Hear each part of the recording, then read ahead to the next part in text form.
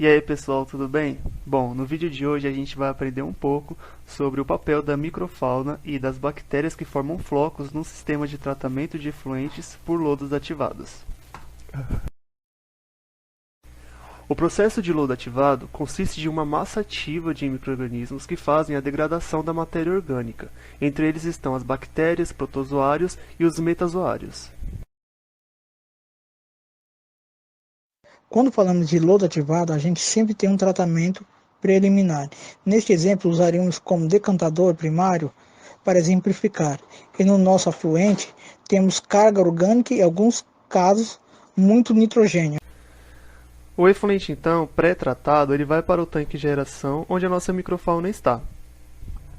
Bom, elas lançam uma enzima digestiva que quebra a cadeia carbônica e elas absorvem a carga orgânica e transforma tudo isso em água, gás carbônico e energia. No caso do nitrogênio, ele é transformado basicamente em nitrito e nitrato.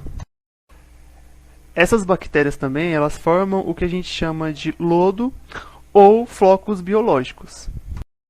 Em seguida, vai ao decantador secundário, e então o decantador tem a função de separar a fase sólida da fase líquida. Então, depois dessa breve explicação de como funciona o processo do lodo ativado, agora vamos falar um pouco sobre os principais organismos formadores de flocos do sistema e conhecer um pouquinho mais sobre cada um deles. As bactérias são os micro-organismos mais importantes do processo de lodo ativado, pois são responsáveis pela decomposição da matéria orgânica e formação de flocos. Esses organismos ocorrem principalmente como bactérias saprófitas, isto é, elas obtêm nutrientes e energia para o seu crescimento pela progressiva estabilização e eventual mineralização dos compostos orgânicos dos despejos. No processo de lodo ativado, as bactérias se dividem em filamentosas e não filamentosas. Bom, então depois das bactérias, os protozoários são os organismos mais numerosos no lodo ativado quando em boas condições de operação. O principal grupo de protozoários encontrado é o ciliado. Os protozoários representam aproximadamente 5% do peso seco dos sólidos em suspensão presentes no tanque de aeração.